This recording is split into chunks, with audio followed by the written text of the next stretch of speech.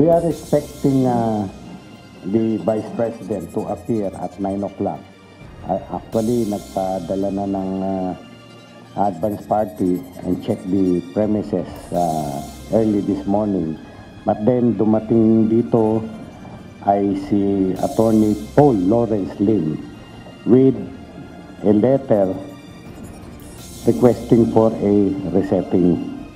No-show si Vice President Sara Duterte ngayong araw sa tanggapan ng National Bureau of Investigation.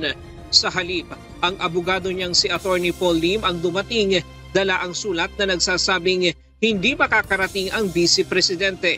Nakasaad sa sulat ang dahilan kung bakit hindi makakarating ang pangalawang Pangulo. Humiling din ito ng resetting ng schedule ng pagpunta nito sa NBI.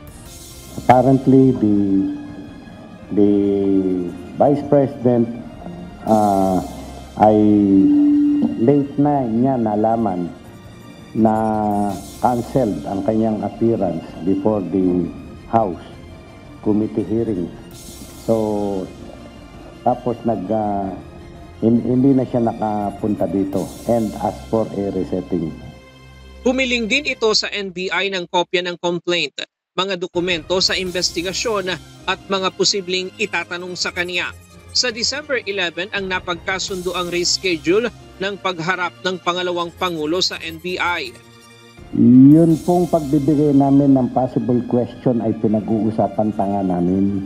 Pinag-uusapan pa namin mabuti. Hindi pa yun ang final na aming magiging action. But then, i-appraise namin siya kung ano yung iniimbestigahan namin. Pinag-aaralan namin.